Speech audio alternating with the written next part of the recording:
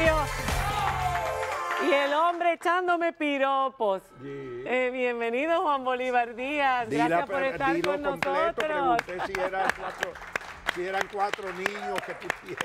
¿Dónde están tus hijos? ¿Tus hijos son dos? No, son cuatro, Juan Bolívar. ¿Cómo? ¿Cuatro hijos tú? ¿Pero tú te acuerdas que eran cuatro? No, de verdad que no. No, Yo creí que tú eran no vas dos. llevándole cuenta a la gente No, alrededor. se le olvida a uno. Cuando uno se va poniendo viejo, se le empiezan a olvidar las cosas. ¿Los hijos se te han olvidado? Los míos no. ¿Cuántos son los tuyos? Dos nada más. Dos nada más. Uno Pero de mi propia mano de obra y una adoptada. Y una adoptada, claro. Juan Bolívar, señores, ustedes vieron en la presentación, es mucho lo que se puede decir de él, casi 50 años de carrera, casi 50 años de ejercicio periodístico, una fama muy bien ganada, muchos reconocimientos en nuestro país y fuera de nuestro país, pero también ha sufrido todo tipo de acusaciones, incluso últimamente ha estado atentados en el pasado, ha estado en la palestra recientemente con las acusaciones de traidor, te pusieron de moda otra vez, y también amenazas de muerte. Luego, el aniversario de tu programa, 28 años todas las mañanas, y por último, la renuncia a la dirección de los informativos, de información, ¿no? Sí. De Teleantillas. Son muchas cosas para... ¿Qué pasa? ¿Qué es lo que está pasando, este terremoto de los últimos meses en tu vida?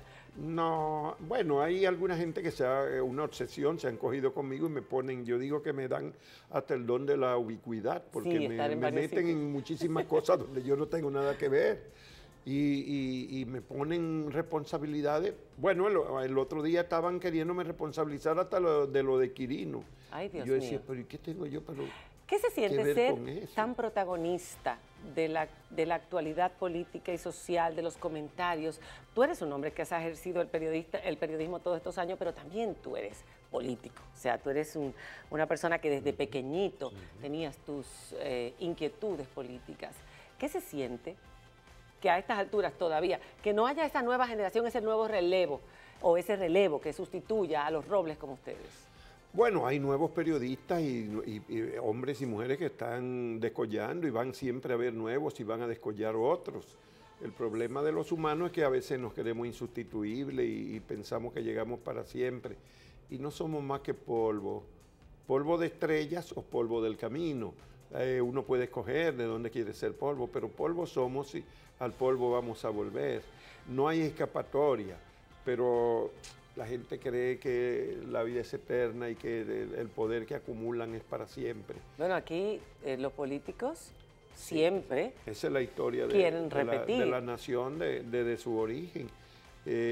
Santa Anna fue relevado como caudillo por Báez. Lili sustituyó a Báez. Después vino Horacio y sustituyó a Lili. Trujillo a Horacio, Balaguer a Trujillo, Leonel a Balaguer, y esa es la historia del país. ¿Y es eso. ahora con lo de Santiago ayer? No hay presidente que llegue al poder que se haya consolidado como un proyecto democrático o de estabilidad, de alguna manera, a veces no, sin método democrático, que no piense que llegó para siempre. ¿Tú crees que el actual, y ahí entramos con una pregunta política antes de hablar de tu vida, el actual, después que lo que vimos en el día de ayer en Santiago, esa manifestación tan bien organizada, pro reelección del presidente, ¿tú crees que él también quiera la reelección? Bueno, tú que eres amigo de él. Sí, él estará tentado. La única vez que hablé del tema con él, dijo lo que había dicho en público, que él no pensaba que iba a caminar ese sendero, que él había sido electo por 4 años y que él iba a hacer lo que nunca se ha hecho. Yo siento que debe estar siendo tentado porque hay otros en la vida democrática que empezaron así y después cayeron en... ¿Todos? Algunos llegaron a pensar que no. Hubo uno que no lo intentó formalmente, que fue Salvador Jorge Blanco. Salvador. Porque Antonio Guzmán, los Guzmancitas sí lo intentaron y no pudieron imponer una reelección en un PRD que entonces tenía un liderazgo muy fuerte antirreeleccionista. ¿Pero eso se les perdona? Ya, se les perdona que te hayan dicho todo el tiempo que no son pro-reeleccionistas. Balaguer sabíamos que lo era, aunque dijera que no. Sí. Pero se les perdona, el pueblo debe perdonar. Por ejemplo, viendo esa manifestación en el día de ayer tan bien organizada, que se ve que hay mucho dinero detrás, que hay recursos, que debe haber un apoyo de la presidencia, porque si no, ¿de dónde sale el dinero? Bueno, siempre esos son de los problemas de la reelección, que siempre se nutren del poder y del dinero del Estado. Y vienen después las presiones y las compras de conciencia. Hipólito Mejía intentó la reelección en el 2002 y dividió su partido. Primero, socavan la institucionalidad de sus propios partidos para imponerse. Y después compró a 11 del PLD y a unos cuantos. Hubo 36 diputados del PRD que firmaron un comunicado público oponiéndose a la reelección, pero el día de la votación solo 9 votaron en contra. O sea que hubo unos 20 y pico que fueron conquistados. A ti te han... Vamos a llamarle así, conquistados. Conquistados, porque es así, conquistados, como seducidos, los 11 del PLD seducidos, que fueron conquistados y hasta lo suspendieron. Sí, sí. A ti te han llamado PRDista en un momento determinado, que trabajas para una ONG, que trabajas para los Corripios y también, o sea, te han acusado de muchas cosas distintas a lo largo de estos años, de todo lo que te han acusado. ¿Qué es lo que más te ha dado rabia y hasta dónde tú eres capaz de llegar por defender tu honor? Mira, yo nunca he pretendido la unanimidad ni el aplauso de la gente. Yo no he buscado votos, yo nunca he querido ser político en términos de postulación y me la han ofrecido. Me la han ofrecido, pero yo nunca he buscado votos y por lo tanto yo soy de una convicción de la pluralidad y la diversidad. Yo no aspiro a que todo el mundo me aplauda y que todo el mundo esté de acuerdo con lo que yo digo. He tenido una vida profesional inquisitorial siempre. He buscado el fondo de los acontecimientos. Yo escribo análisis político y no digo simplemente lo que yo pienso, lo que yo quiero, sino lo que yo entiendo, que significan los acontecimientos. Mucha gente se le olvida, pero yo fui de los que escribí un montón de cosas contra el proyecto reeleccionista de Hipólito Mejía. Y todavía hay algunos que dicen que yo soy pepechista o asesor de Hipólito, cosas de eso. A mí no me mortifican mucho esas cosas, porque me han acusado de muchas más. Antes me decían que yo era comunista, y en realidad yo nunca fui comunista, como nunca fui asesor de Hipólito ni fui del PPH. Tú eras más bien, bueno, tú tenías tus inclinaciones políticas desde pequeño, pero también una firme formación o una sólida formación en la fe. Tú fuiste un hombre que trabajó, quiso ser cura en un momento determinado y trabajaste para la iglesia. Sí. Y esos valores cristianos estaban en ti muy bien afianzados desde pequeñito. Vamos a hablar un poquito de eso.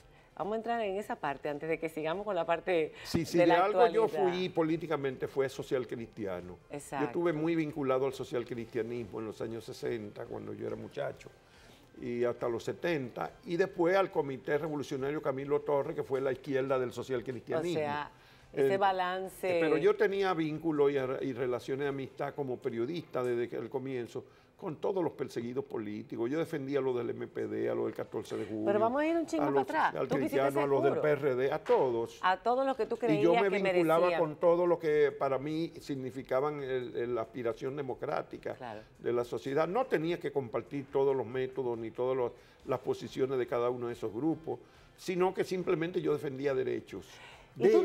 Nunca te quisiste decantar por la política, siendo inclusive antitrujillista cuando mataron a Trujillo, tú en la calle. Yo era un muchacho cuando eso. Claro, eras un muchachito antes de meterte al seminario. Exacto, y en el 65 yo tuve la revolución y no le puse la mano a una pistola. ¿Nunca te sentiste la tentación de decantarte por la política, no solamente por el periodismo desde fuera, ya meterte? Hay muchos periodistas que se han metido. Mira, yo a veces he pensado que debía haberme metido en la política, porque yo sí tengo una clara vocación política y una visión política. Yo pienso que debía haberme metido y a veces digo, yo que soy una persona que he sido un trabajador de tiempo completo toda la vida y sistemático, como lo he sido, por ejemplo, en las instituciones sociales, desde donde yo estuve, aún en las organizaciones religiosas, siempre fui un dirigente de primera línea porque dedicaba tiempo a eso. Nunca es y tarde. yo decía que si me hubiese metido en la política, probablemente yo hubiera llegado lejos en la política. Sí. Pero al mismo tiempo digo, ¿y si me hubiese corrompido una política tan corrupta como la que hemos tenido? ¿Pero tú crees que todo el mundo tiene un precio? Yo creo que no. Yo pienso que yo hubiera sobrevivido, pero digo, siempre me queda la duda si ese vendaval me hubiese arrastrado. Nunca es tarde. No, ya ahora que estás renunciando a para alguna de tus comenzar en la responsabilidades. política ya es tarde, María Cela, ya no. No, es que tú no empiezas desde abajo. No, tú no, tienes pero un nombre y no tú tiene. arrastras No hay posibilidad credibilidad. ninguna, porque yo no sirvo para pedir y yo no tengo una fortuna para gastar. Y la política en el país es muy cara. Eso sí es verdad. Entonces yo no sirvo para salir a recolectar dinero para yo hacer política, porque yo me muero de hambre antes de pedir nada. Tantos años trabajando para los Corripios, siendo una pieza fundamental para ellos, ¿tú no te has hecho rico? Bueno, yo soy una persona de clase media, profesional acomodado en la clase media. Entre otras cosas porque también me casé con una mujer que es una profesional de clase media, que cuando yo me casé era vicepresidenta del Citibank. Sí. Es decir, entre los dos hemos hecho una comunidad de clase media acomodada. Acomodada. Pero no rico. nos falta nada. Pero no eres un hombre que vas a heredar, que vas a dejar Y hemos mucho andado dinero. por el mundo en hoteles de 3 estrellas y nunca en primera, siempre en clase económica. Eso es bueno aclararlo, porque hay mucha gente que piensa que tú recibes dinero por todos lados, pero echando hacia atrás, a mí me llama la atención que un hijo de un bodeguero, de un batey, que bueno, no era el cortador de caña, pero era una persona muy privilegiado en el humilde. batey, yo Sí, era el de batey. la oligarquía del batey. La oligarquía del Era batey. el bodeguero, el mayordomo y el capataz. Era la oligarquía del batey. Ok, Eran tres es verdad, cargos. tú te sentías importante, pero tú dedicabas parte de tu tiempo y de hecho desde los 10 años empezaste a trabajar con tu papá en la bodega, en el colmadito. Bueno, pero tú te leíste mucho Ahora, sobre mí para a mí hacer lo que esta me llamó entrevista. la atención, sí, uno tiene que hacer su tarea, Juan Bolívar, tú la haces también. A mí lo que me llamó la atención fue que ya tú tenías inculcado los valores cristianos, los jesuitas Sí. estaban en tu formación. Sí, así fue. Y ellos te fueron dando eso que es tan necesario, esos valores que te fundamentan. Y tú hiciste una cosa, tú hacías una cosa en el colmado que a mí me llamó muchísimo la atención. Tú sabes, el colmado engañaba, como engañaba también el peso de la caña. De la caña y todo. ¿Cómo era que sistema. engañaban a los pobres trabajadores de No, la caña? en el colmado, en la bodega de mi padre, que bueno, era la bodega era del ingenio. Era del ingenio, era de tu Tenía papá. el peso, ya estaba arreglado. Yo sabía que el peso tenía una onza menos. En vez de 16 tenía 15 onzas. Entonces cuando a mí me daba tanto, me dolía tanto, pues ya yo estudiaba con los jesuitas en el Politécnico Loyola. Entonces cuando yo iba de vacaciones, yo me pasaba el verano entero y las navidades enteras en el batey con mi padre. Y cuando yo iba, yo me daba cuenta que estaban engañando a los trabajadores. Entonces si yo me ponía a ayudar a los 10, 11, 12, 13, hasta los 14 años, yo iba de vacaciones. Y yo me podía ayudar, después a esa edad empecé a trabajar en la ciudad y ya no podía irme ¿Tú 3 le meses. ponías entonces una onza más? Yo le ponía la onza de más porque yo sabía que la tenía de menos. Entonces yo disimuladamente le metía una onza más y yo me Los quedaba ricos en paz con mi conciencia. explotando a los pobres como siempre. Bueno, no eran ricos, era un sistema, porque el sistema era, tú leíste la novela Over de Marlene Sí, Aristi. claro. Es decir, el bodeguero quedaba atrapado de un sistema en el cual había, bodeguero no. le venían a hacer inventario cada rato y a veces en una misma semana 2 veces para ver si sorprendían que faltaba algo. Y un pequeño Una menta. déficit que faltara, que tuviera, de inmediato lo corrían. Entonces la tendencia del bodeguero era tener over. De ahí es que viene el nombre de la Over. novela de Marlene tener Aristi, algo de Over. más. El protagonista es el bodeguero que era mi padre, de manera que cuando yo leí la novela Over, yo sentí que estaba Totalmente. viviendo mi infancia. Dios. Y esa infancia te llevó extrañamente al camino de la educación, porque mucha gente dice que yo no he podido desarrollarme intelectualmente, ni he podido desarrollarme socialmente, porque vengo de un origen muy humilde. Sin embargo, tú estudiaste, no solamente con los jesuitas, estudiaste bien, sino que te fuiste a México. Todo eso gracias a la iglesia. Bueno, ya después yo me fui a México, sí, con una beca para la Universidad Iberoamericana en la Revolución Constitucionalista del 65. Yo trabajé con los jesuitas que se quedaron en la iglesia de San Miguel. Sí. Y editamos un periódico, fue mi encuentro con el periodismo, fue un periódico semanal que nosotros hicimos, los jóvenes católicos, que se llamó Diálogo. Ajá. Y hacíamos un programa de noche en la emisora constitucionalista a las 9 de la noche, media hora de lunes a viernes.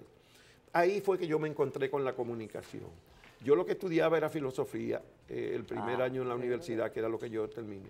Entonces, al final de la revolución, Los jóvenes católicos que Lo estuvimos mandaron. militando ahí quedamos muy quemados frente a la jerarquía de la iglesia.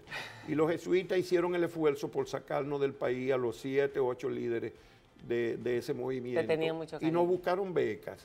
Generalmente en las universidades católicas, Claro. Marta Olga García y Miguel Ángel Heredia lo mandaron para Lovaina. Vivian Mota para la Universidad Católica de Chile, Pero eso es de Cholo Brenes agradecerse. y Naya Pereira Claro, en España, y Juan Bolívar fue enviado a la Universidad Iberoamericana en México. Tú le debes mucho a ellos. Ahora yo te voy a hacer una pregunta. ¿Sigues siendo católico en el fondo de tu corazón o simpatizante con, No, yo con soy- la labor de algunos sacerdotes y misioneros? yo tengo un vínculo muy estrecho con muchos sacerdotes y con algunas religiosas. Toda la vida la he cultivado. Eso está ahí. Ahora, yo no soy de los que necesito darme golpe de pecho y abrazarme en la iglesia y decir, Señor, Señor. Yo creo que el cristianismo que yo asimilé es otro. Es un cristianismo de testimonio diario de vida, de compromiso con los valores del cristianismo. Y si voy a una comunidad cristiana donde se crea en eso, yo me siento muy identificado con ella y participo en la ceremonia.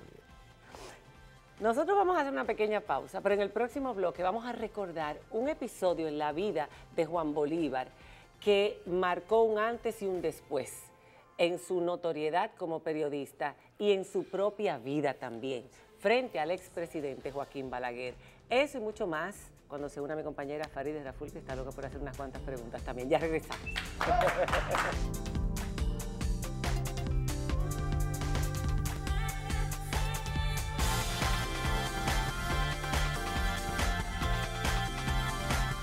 Para comunicarte con nosotros, llámanos al 809-565-4682 o escríbenos a enmariacela@gmail.com o búscanos en nuestras redes sociales, Facebook, Twitter, YouTube e Instagram.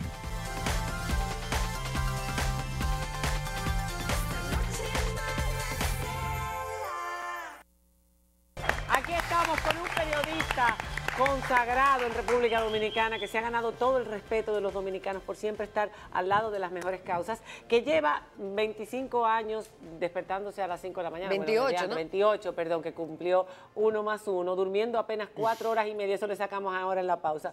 4 horas y 5 horas diarias, nada más. No, pero yo duermo una siesta de Eso una te iba a hora. preguntar, una No, pero siestecita. no podría, sí.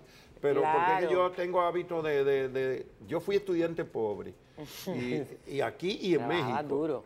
Y los estudiantes, yo hice la secundaria de noche, trabajando de día. Por eso yo digo Trabajando que y yo empecé a estudiando. trabajar a los 14 A los años. 14. Ok. Bueno, a los 10 ayudar a tu Sí, papá. sí, pero eso y era luego- de ayudar en una bodega en los momentos picos Sí. de muchas. Pero yo pasé la vida de secundaria trabajando de día y estudiando de noche. Eso tiene cosas buenas. Bueno, eso me disciplinó para el trabajo. Exacto. Porque yo llegaba a las 10 de la noche del Liceo Eugenio María de Hostos y a esa hora era que yo tenía que leer. Pero no se y vive la estudiar, adolescencia igual. Porque al otro día en el día iba a estar trabajando. Yo tenía que acostarme a las 12:30, 1 de la mañana. Y en México me pasó lo mismo. Igual, Yo trabaja. tenía que trabajar medio tiempo. Yo Sí, porque la trabajaba. beca no era completa. No, ese fue mi problema. Que a mí no me salió la beca completa. Y yo Qué tuve que bueno. trabajar medio tiempo. Y yo tenía igual, yo me acostaba a la 1, a las 2 de la mañana todos los días. Para trabajar. Allá empezaban más tarde. Yo llegaba a un trabajo a las 9 de la mañana y por cierto que vivía al doblar. Por lo tanto, yo me podía levantar a las 8. Y yo me acostaba a las 2, 2:30. Mi hábito de toda la vida es dormir tarde. Trabajador de los más esforzados, pero también osado, vamos, para que rime, porque este periodista recién llegado de México, siendo apenas un puber, no un puber, no, porque no era preadolescente, un niño. Un Porque joven tú ves, adulto, dime, 23 bueno, años. ya estaba forjado en el trabajo, no era como quizás hoy día puedes tú ver un muchacho de más- 22, 23 más años, más ingenuo, ya tú estabas forjado en el trabajo, pero tú tuviste la osadía de hacerle unas preguntas al entonces presidente Joaquín Balaguer, delante de toda la prensa nacional e internacional, que marcó tu vida en un antes y un después. Antes de que tú comentes lo que eso significó para las nuevas generaciones, los problemas que te trajo y la fama que te dio, vamos a verlo, vamos a recordarlo. Tiene la palabra Juan Bolívar Díaz por Radio Noticias. Ante la continuación del terrorismo, con la secuela de crímenes, tanto de civiles como de militares, de diversas ideologías, y ante el aumento de los artículos de primera necesidad, como el arroz, los plátanos y la carne, ¿considera usted fracasados sus dos principales objetivos populares? No, considero más bien capciosa la pregunta. No creo, en primer lugar, yo no prometí bajar los artículos de primera necesidad en la campaña electoral de 1966. Si los artículos de primera necesidad han subido ahora, son por factores imponderables. El país ha sufrido una sequía. Si hay una escasez espantosa de plátano, una escasez de arroz debido a la sequía. ¿Y quién puede dominar eso? Se puede dominar por un decreto la sequía. Yo puedo hacer llover mediante un decreto. Tengo medios económicos, recursos para contrarrestarla. Perdone, hay una pregunta que yo dejé de contestar, la que usted me preguntó, que por qué sigue el terrorismo. ¿Cuáles son los actos de terrorismo que ha habido en la República Dominicana en los últimos días? ¿Cuáles son los actos de terrorismo de que han sido víctimas los civiles últimamente, que se le puedan achacar al gobierno, que se le pueda atribuir un sentido político? Cítelo aquí en presencia de la prensa extranjera. Tiene la palabra otra vez el compañero, el periodista Juan Bolívar Díaz. En primer lugar, usted ha interpretado mi pregunta como una acusación. Yo no he dicho que el gobierno haya sido responsable de esos crímenes. Claro que es una acusación. Yo he preguntado si usted considera que no ha logrado todavía ese clima de paz que usted había dicho, porque hay terrorismo, incluso dije militar. Yo no estoy acusando si el terrorismo lo practica uno u otro sector. Le estamos preguntando a usted ahora si usted considera que esos hechos, yo no sé quién lo promueve, eso no es labor mía decirlo. Yo estoy preguntando si usted considera que esos hechos han perturbado, han impedido que usted cumpla su promesa, nada más. Tiene la palabra, señor presidente. Yo creo que no lo han perturbado, porque la promesa ha sido cumplida. El país goza hoy de mayor tranquilidad que lo que gozaba hace algún tiempo, hace 2 años, antes de que el gobierno tomara posesión. Yo creo que la República Dominicana tiene hoy mayor tranquilidad, disfruta de un clima de mayor tranquilidad que cualquier otro país latinoamericano.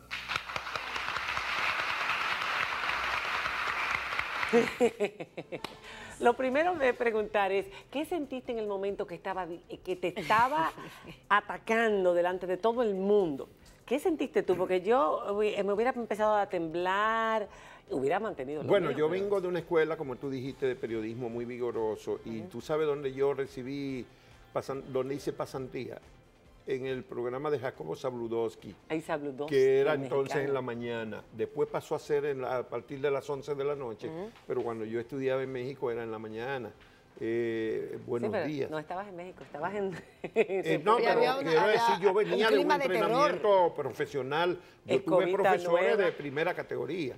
Y yo estaba, mira como yo maticé la pregunta, yo le dije de muerte de civiles y militares de diversas ideologías. Correcto. O sea que yo le hice una matización bastante no le estoy acusando profesional a la pregunta. Porque no le correspondía hacer la acusación. Por supuesto que era una acusación, porque había un terrorismo en el 68, estamos hablando del 1 de julio del 68, había un terrorismo abierto contra todo lo que fueron los constitucionales. ¿Cuándo terminó eso? ¿Qué pasó en tu vida? Lo primero, los periodistas que estaban ahí se dieron cuenta de la agresividad. En verdad que él se molestó más por una razón.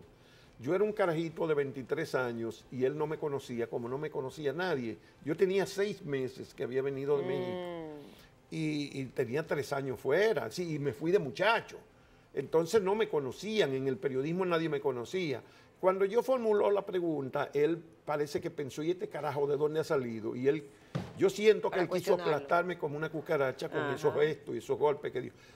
Eso está sintetizado porque el incidente fue más feo. Fíjate que la pregunta mía lo toman ya cuando yo formulo, no la introducción, porque eso fue del documental de la violencia del poder. La violencia del poder, de Fortunato. De Fortunato. Y él sintetizó el incidente, fue más largo y la discusión fue todavía peor de lo que se ve ahí. Pero no te pusiste nervioso en ningún momento, estabas todo el tiempo frío, en control. ¿No hubo miedo, no recibió amenaza usted?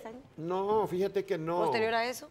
Fíjate que no, porque es que yo había sido, mira, para entender eso había que ver, cuando aquí en una ocasión yo dije un discurso siendo dirigente de la Juventudes Católica ante cardenales y obispos latinoamericanos, cuestionando a la Iglesia Dominicana. cuando yo tenía 18, 19 años. Un cabeza caliente. Ya yo era un atrevido de un atrevido y cabeza caliente desde Ahora, chiquitito. esa noche los periodistas extranjeros me rodearon al final, Claro, varios. la estrella. Y no, ellos sentían que me preguntaron si querían que me acompañara. Que podía pasar algo. Yo le dije que no, yo era muy valiente. No, pero yo sabía que no me iba a pasar absolutamente nada. Pero te pasaron cosas, explotaron tu carro. Bueno, pero eso fue de un año y pico después. Yo salí caminando, yo no tenía automóvil. Yo salí del palacio, se salía y se entraba por la parte frontal. Y yo bajé las escalinatas y le di la vuelta por completo porque resulta que yo vivía en la calle Trinitaria, aquí en Abreu, ahí a una cuadra y media del palacio, pero del otro lado. Ajá. Y yo le di la vuelta a pie al palacio oscuro ya a las 9:30, 10 de la noche, que fue que terminó eso. Y yo fui a mi casa tranquilo. Ahora, al otro día, el Balaguer me lanzó el estrellato. ¿Por qué? El estrellato periodístico. Porque al otro día todo el mundo andaba preguntando, ¿y quién fue el carajito? El carajito que sacó de quicio a Balaguer. Ah, Balaguer. Eso era lo que la gente buscaba y me llamaban y preguntaban y todo el mundo decía, y llamaban yo trabajaba en Radio HN, yo era director de prensa. Y teníamos cadena nacional de 18 emisoras, Radio Noticias. Ahora, hay que decir que tú sí luego fuiste sujeto de amenazas, de lo que pasó, por ejemplo, con tu carro, explotó tu vehículo. No había intención de matarte, tú piensas, no, yo con ese atentado, sino de amedrentarte. Que no me quisieron matar, porque la bomba explotó a las 4:30 Pero de la meterte mañana. miedo. Sí, y además porque yo paré el carro afuera, donde yo lo paraba todo el tiempo. Yo no tenía garaje dentro de mi casa. Y el carro amanecía ahí, pero yo lo paré a las 11:45, 12 de la noche. Y ahí en la zona donde yo vivía en San Carlos era muy desierto a esa hora. Así, si me hubieran querido matar, me dan 4 balazos, 5 y se van tranquilos. Ahí no había ningún problema. Pero tú no te amedrentaste y no dejaste de hacer lo que estaba molestando. Y seguí. Metiendo pero el dedo unos en meses llagas. después me tuve que ir. Ahí sí te tuviste que ir. ¿Qué fue lo que pasó y cómo te enteraste tú de que iban a intentar asesinarte? Porque el que me estaba espiando me lo dijo. Ah, lo confesó. Él mismo me dijo, te van a matar mañana. Y me dio los nombres. ¿Qué fecha fue eso? Eso fue ya en octubre. ¿Octubre de qué año? Del 70. Del 70. 2 años después. Entonces, de luego, yo no voy a revelar ahora la razón por la que él me lo dijo. Claro. Él está vivo y siempre me ha pedido consideraciones. Él era un agente de la policía. Pero alguna vez probablemente en mi memoria yo lo digo. Sí, porque él era un agente del servicio secreto de la policía. ¿Y a dónde fue usted? Bueno, entonces yo pasé, vino una investigación, porque cuando hicimos la denuncia dijimos que teníamos los nombres y todas las circunstancias. Porque lo denunció. Sí. O sea, cuando él confirma que efectivamente es cierto que iban a atentar contra su vida, lo denuncias. Sí. Encima de todo. Eso fue una novela. Vino una investigación que el interrogatorio que me hicieron de 4 horas, toda la preocupación era que yo determinara quién fue, es decir, sacarme quién me había dado la información. Y me mostraron todo el elenco del servicio secreto, los oficiales, porque nosotros dijimos que era un oficial del servicio secreto, y me mostraron todo el elenco para que yo dijera cuál era. Por supuesto que yo no iba a identificar. Todo era una charade, una máscara. Pero bueno, eso... Ahora me fui de regreso a México. Entonces, unas semanas después, cuando el jefe de la policía firmó ese comunicado, dando por cerrado el caso, la explicación que dio era como una confesión. Entonces, mi familia, mis amigos, la gente en el trabajo, todo el mundo, me dijo, no espere un tercer aviso. Eran 2. Claro. Y yo me fui 1 año. Sí, porque uno es osado, pero no es. Sí. Suicida, me pasé un año. Suicida. Bueno, primero tuve 6 meses en México y después me fui a Washington. Yo trabajé, yo fui a trabajar a la Conferencia Católica de los Estados Unidos. ¿Volviste a trabajar con los católicos otra vez? Es que yo toda la vida, yo fui jefe de redacción y lo era en esa época de la revista Amigo del Hogar, del padre Emiliano Tardif. De Tardif, claro que sí. Yo era el que le hacía le modernicé la revista. Este hombre ha pasado por todos los medios, por todos prácticamente, pero hay una pregunta antes de yo mostrarte algo para concluir la entrevista que yo no puedo dejar de hacer, sobre todo a personas que llevan una trayectoria tan larga y que han sido tan osados y que han hecho tantas cosas en su vida. Se dice que la gente inteligente no es la que dice necesariamente no me arrepiento de nada, que de algo uno alguna vez tiene que haberse arrepentido, sobre todo cuando llegan los años y la madurez. Quizás esto no debía haberlo hecho así o debía haber hecho esto así. ¿Hay algo así en tu vida? Bueno, siempre hay cosas que uno piensa que no debió haber hecho. ¿Qué, por ejemplo, la primera es que yo vine muy precipitadamente para el país. Cuando yo terminé, a mí me ofrecieron trabajo en un diario mexicano.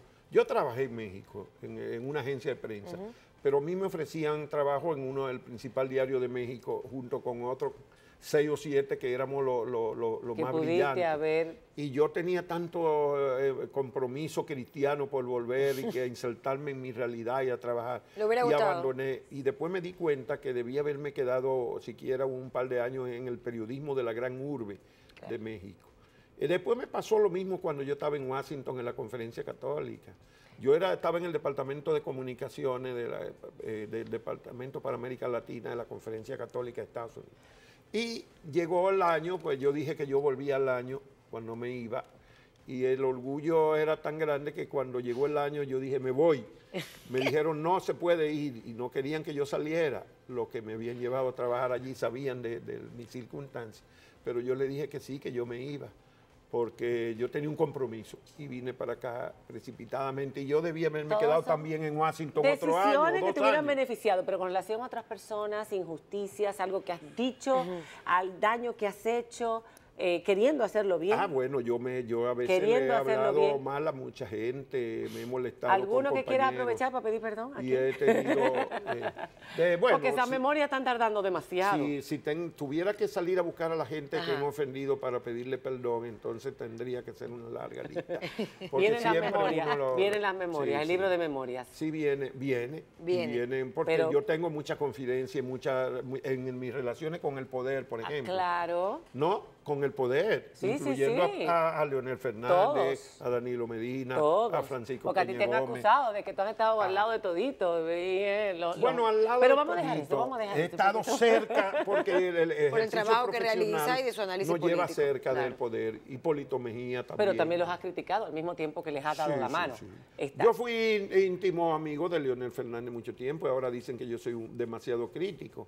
Leonel fue el abogado del Colegio de Periodistas los 2 años que yo fui presidente del colegio, y fue honorífico. Que tú fuiste profesor. Él era el abogado de eso, y éramos compañeros profesores de periodismo en la universidad. Yo te tengo que interrumpir. Tú fuiste profesor y tú tienes alumnos sobresalientes, gente que no se ha olvidado jamás de lo que tú le has enseñado, y gente que te ama y que te respeta también como compañero y como colega. Algunos te atacan, los de aquí, de estos lados, y otros te quieren y te apoyan.